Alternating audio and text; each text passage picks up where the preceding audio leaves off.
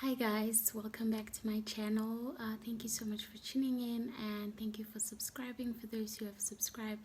And for those who haven't subscribed to this channel, do the right thing and subscribe to this channel.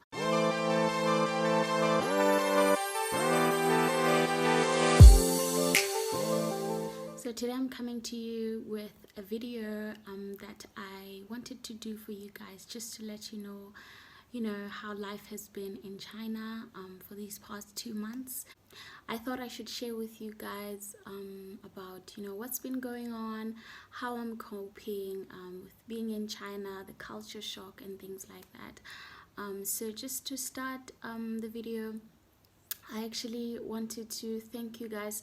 I've been seeing new subscribers into this channel. I'm so grateful for those who are subscribing. I really appreciate every single one of you. And please let me know what kind of videos you'd like to see specifically about teaching in China.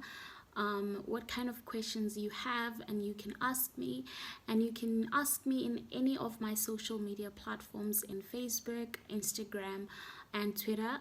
Feel free to follow me in those social media platforms, and I'll be happy to help you guys if you are looking into coming to China, and I can help you also with things like what you should do and what you shouldn't do. Okay, back to the topic of today. So actually, since I've been in China, I've experienced a lot of things, and some of the things are just normal things that a person would experience if they're moving to a new country. Some of the things are very interesting to experience, some of the things are very difficult, and I think I've really had a hard time trying to understand the Chinese culture. So I've been here for almost 3 months now, and to be honest, it's very difficult for me to be to just fit into China. And I think maybe for a lot of people who are not from here, because China is very different and it's very it does things differently, so it's just not easy to be here. It's not easy to experience the things that you would experience. So to start off with, I just wanted to talk about things like being black in China. So it's very difficult to be black in China. I mean, I live in a city, so I don't think it's as bad as other people who live in very small cities.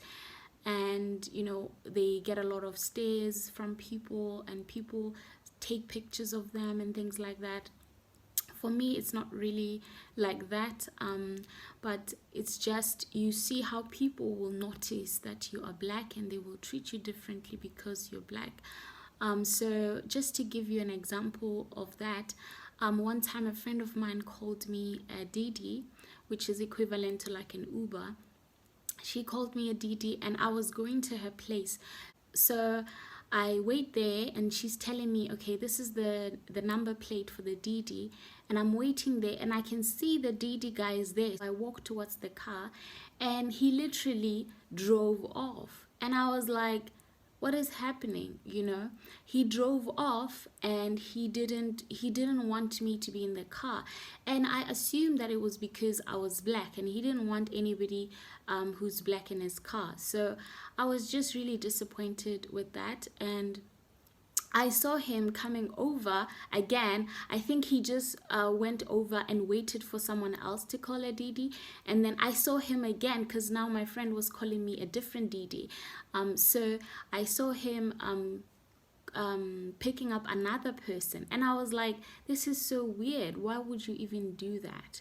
So it was very interesting how, some Chinese people are very particular when it comes to having a black person, in their car, or having a black person teach their children, or having a black person do anything that has to do with them. So I was really like, wow, okay, that's weird.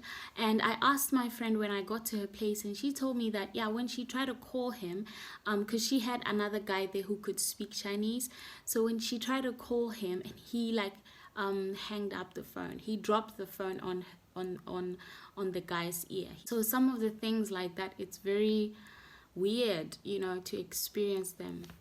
And just another experience that I've had in this past 2 months, I've had very difficult times at work as well.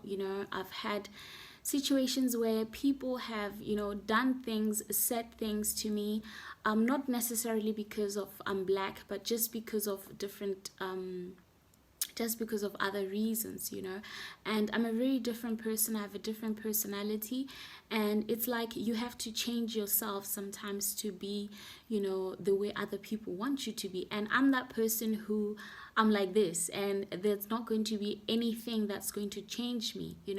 I've had comments like, from students, like, why don't you change your name? Your name is Lisedi. Don't you have an English name? Things like that. And I'm just like, no, I don't have an English name, and which I do. But I'm not going to use my English name just because you don't feel okay with my name, And you just had, so many different challenges, especially because I am teaching adults. So it's very different from teaching children. Children don't have, opinions on how you are teaching or how they feel about you. They just want to learn. And with adults, it's very different. You get different adults who have different opinions, different attitudes, and that's something that I've kind of had a difficulty with at work. But I won't go into too much details with work, but I can tell you guys that it's not easy. I'm just holding on, and I'm just, being strong. But there are days where I come home and I just want to burst down into tears, and I'm not happy, I'm not happy with the things that I experience. But every day is different. Some days, you have a good day, some days you have a bad day. And I'm that person who, I react, in a certain way.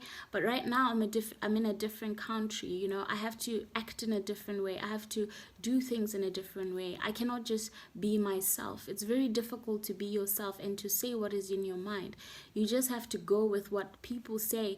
And that's very difficult for me because I'm that person who don't usually go with what people say. I do what I want to do, when I want to do, however I want to do that particular thing. So it's very difficult for me to adjust to that. So I can tell you guys, the culture shock is real here. You have people spitting everywhere, like, it's just so frustrating and annoying. And I think, you have to be able to embrace, wherever you are. From my experience living in another country, you have to embrace, the people, embrace the culture. But this is just one thing that is very difficult for me to embrace, difficult for me to say, okay, this is great, I'm just gonna go with it, So I think, guys, I've experienced a lot of things in China so far.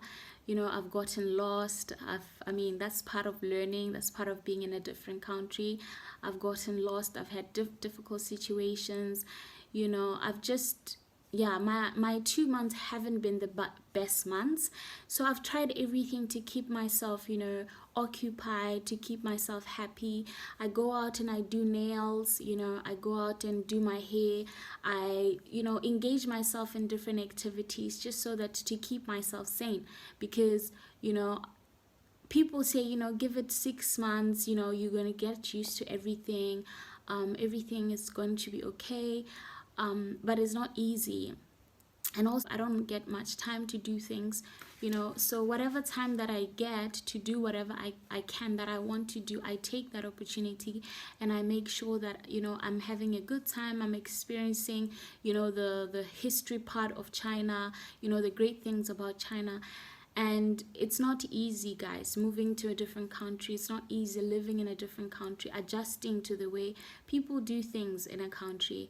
And I just, sometimes I'm really not happy. Sometimes I'm like, okay, I feel so much better and I'm excited and I'm, ready to take on the world. So it's just different. And I think it still needs a lot of time. I think another thing that makes it so difficult, is because my husband is not with me. And gosh, it's very difficult to come home and I have nobody to tell that my day is bad, and that, you know, today I just had a terrible day, and I just want to talk to somebody. And it's just so hard to also be in a, you know, a long distance marriage, but I always have to keep my mind in the goal.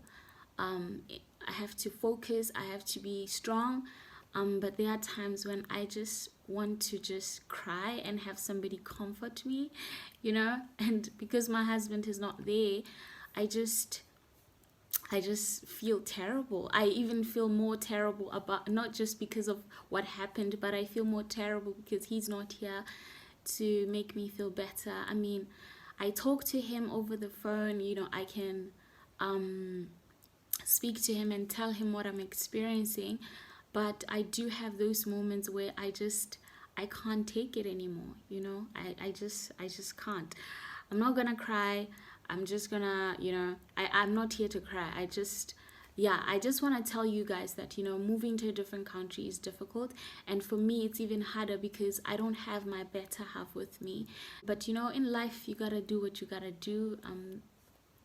You got to make certain decisions, and you got to make tough decisions. And, you know, tomorrow your children will appreciate, you know, the things that you've done, the decisions that you have made, and why you made those decisions, you know. So yeah, guys, as much as, you know, it's very difficult for me, I think I try to find different things to look forward to. Just like now, I'm excited because my husband is coming, and I'm just like over the moon. I cannot, you know, I just can't even like contain my excitement of how happy I am. My heart is just so warm that, you know, I know he's coming. I'm going to see him. And I think that is some of the things that you need when you first get into China, to just look forward to certain things, you know, even simple things like doing your nails, making sure that you look good, you know, feeling good. You know, I feel like, yeah, I try to do my best to make sure that I look good and then I feel good. You know, especially on my day offs. Like, my day offs are like my best days ever. I just want to make sure that on that day that I can feel good, because I do have bad days when I'm at work, you know. So I want to make sure that when it's my day off, I can just experience something so great, something so wonderful, and that's what I try to do. That's it for this video, but please subscribe to this channel if you haven't subscribed, and share with your friends, share with your family, especially those who want to come to China and teach, and they can, you know, watch this channel and learn different things, and, you know, be equipped in terms of what they need to expect and things like that. And I really appreciate you guys for watching my videos and for supporting me. I'm really grateful, and hope that we can continue to, you know, have a wonderful 2020. And please expect the best videos at this coming next week, because it's gonna be lit. My husband is gonna be here, so it's gonna be lit. So yeah, guys, thank you for watching, and I'll see you guys next time. Bye.